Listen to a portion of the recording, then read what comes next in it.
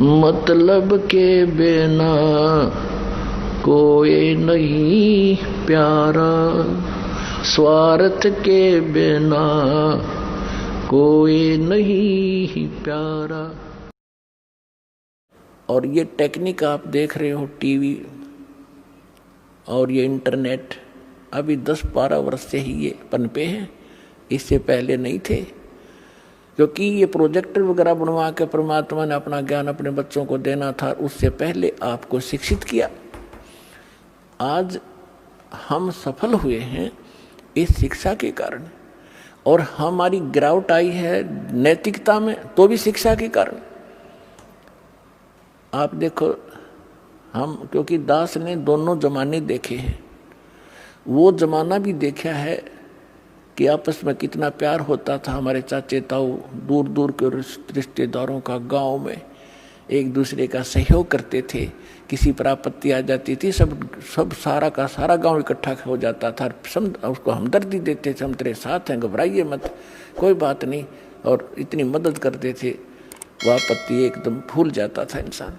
और आज सोचा यूँ मर जाए तो बढ़िया जल्दी पड़ोसी, और अपने आप को पता नहीं क्या बना लिया, 2 अक्षर सीख लिए, कोई अफसर लग गया और कल मृत्यु हो जाएगी, गधा बनेगा। वो दुख नहीं दिखता इस अध्यात्म ज्ञान के अभाव से। तो इस अध्यात्म ज्ञान से हमारी वो मोतिया बिंद समाप्त होगा, जिसके कारण हम बकवाद कर रहे हैं और एक जीव अपने आप को यहाँ पता नहीं क्या मान बैठा है। तो जीव को अपनी औकात का पता लगे, फिर किसी भी पोस्ट पर रहे वो दास बनकर रहेगा, और जिस कारण से उसके कर्म नहीं बिगड़ेंगे। आज आप देख रहे हो, किसी ऑफिस में जाइए, किसी भी ऑफिस में जाइए, कोई ABC कोई कमी नहीं रही किसी की भी। और हमने दास ने उसको भी देखा है, नौकरी करके भी देखा है, वहाँ के लोगों का व्यवहार विचार भी देखा है। तो वहाँ की उसको देखकर हम गांव के व्यवहार से तुलना करता था दास उस समय भी, कि देखो यहाँ और वहाँ में कितना दिन रात का अंतर है।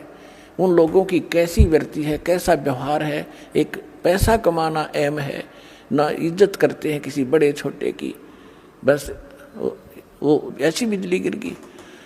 तो कहने का भाव ये है, पुण्यात्मा, जब ज्ञान होगा और भक्त बनोगे, आत्मा में डर होगा परमात्मा का, और सामने वाला भी परमात्मा का बच्चा है। और जैसे किसी अफसर के बच्चे को एक नौकर गलत बोल सकता है, उसको गलत व्यवहार कर सकता है, उसको जिसने भांग शराब पी रखी हो वो कर सकता है, लेकिन फिर उसको सजा भी भोगनी पड़ेगी। तो इस प्रकार हमने अकाल की भांग पी रखी है, और हम अपने ही भाई अब इस परमात्मा के बच्चों को सताते हैं छोटे बड़े होकर के। तो इससे आपको डर बनेगा, सच्चाई से परिचित होगे, और चींटी से लेकर हाथी तक और रंग से लेकर राजा तक ये जीव हैं सभी, ब्रह्मा विष्णु महेश तक भी जीव हैं। और कुछ पिछले पनों से थोड़ा सा कोई ऊपर उठा हुआ है तो वो तो ऐसा है जैसे वर्षा के दिनों में चींटियां होती हैं पंखों वाली, और वो पंखों वाली चींटियां उड़ जाती हैं, शेष चींटियां वहीं बैठी होती हैं, वो सोचती हैं तो भगवान बन गई, और पता नहीं कहाँ देवताओं तो मिलकाती होगी। और फिर रात में जब बल्लभ जगते हैं वो उड़ के जाती है, उस बल्लभ का टक्कर मार मार कर या दीपक के अंदर पड़ कर जल कर मर जाती है, या बचती है तो उसकी पाँख कट जाती है, वो कीड़ी घिस रही होती है वहाँ पर। तो आज तो ये ब्रह्मा विष्णु महेश और देव और यहाँ पर मंत्री मुख्यमंत्री या अफसर बने हैं, ये उन चींटियाँ जैसे समझो जिनका पाँख उगेगी, और ये पाँख कटेंगी एक दिन। कोई रिटायर हो रहा हो ना, कोई अफसर उससे मिलकर देखियो पार्क में जाके, अब उसकी वो पाँख कट गई, अब वो घिसट रहा है वहाँ पर। तो हम फिर इस भगवान के ज्ञान से पहले ही समझ जाएंगे कि हम क्या है। बेशक हमारे पंख होंगे यानी अफसर होंगे, लेकिन हम बकवाद नहीं करेंगे। इस ज्ञान के अभाव से हम अपना कर्म फोड़ रहे हैं, कर्म बिगाड़ रहे हैं। तो ज्ञान होगा तो डर होगा, डर होगा तो बचाव होगा।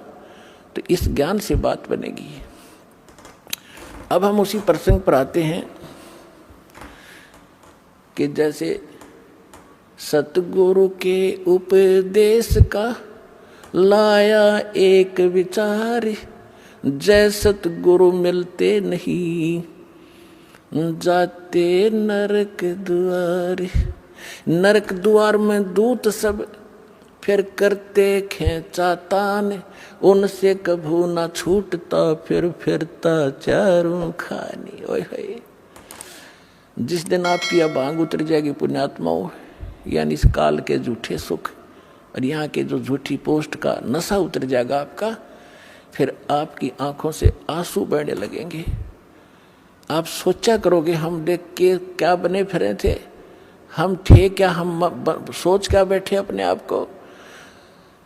और ये ज्ञान ना मिलता, सतगुरु ना मिलते तो क्या बनता आपके हमारे साथ। परमात्मा अपने ऊपर उदाहरण देकर कह रहे हैं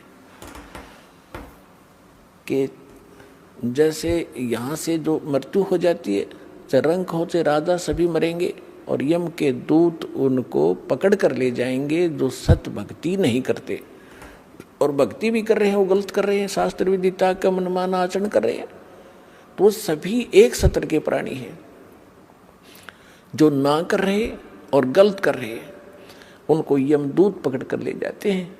फिर वहाँ धर्मराज के दरबार में आपका अकाउंट करवा के फिर वो उठा कर लठ ऐसे हाँकते हैं लाखों की संख्या में, जैसे डांगर पशुओं का लठ मार मार के और फाटक में रोक्या करें और वो वापस भाजे, क्योंकि आगे हाहाकार वहाँ त्रि नरक में। और उन सबको कहा कि चलो, लाखों की संख्या में चारों तरफ यम के दूत लठ लिए खड़े, सीधे बाले ठोके। इस सूक्ष्म शरीर के अंदर प्राणी मरता नहीं, लेकिन पीड़ा बहुत होती है इसको। तो वहाँ वो यम के दूत लठ मार मार के उनको उस नरक की तरफ, उस गेट में आगे सरका और वो पीछे भागे। कहते वो खेचा ताड़े पाछत बाले लाकर फिर जबरदस्ती ठोक दिए जाते नरक में। और उसके बाद फिर नरक भोग कर कहाँ जाते, 84 लाख योनियों के इन जीवों के दुखों को भोगते हम। पुण्यात्माओं, आज आपको जरा सा महसूस हो रहा है क्योंकि समय पर टूक मिल रहे हैं। कोठी बंगले बना के आप निश्चिंत हुए बैठे हो। अब इस एंटीबायोटिक, इस ज्ञान से, इन कैप्सूल से आपका नशा उतारा जाएगा। पहले तय जब नशा उतर जाएगा जब तो आप आगे चलोगे, नहीं तो यहीं बैठे बैठे टूल ले जाओगे। तो पहले आपका नशा उतारा जाएगा सत्संग के माध्यम से। और सतगुरु बिना सत्संग हो नहीं सकता, चाहे कितनी बात बनाओ। वो साची कह नहीं सकता, उसके पास सत्य होती नहीं, उसकी बात में दम नहीं होता।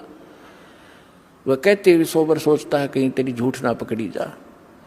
और यह सारे वचन सत्य है, सारा ज्ञान सत्य है, सब मंत्र सत्य है और भगवान हमारा सत्य है, सत साहिब है।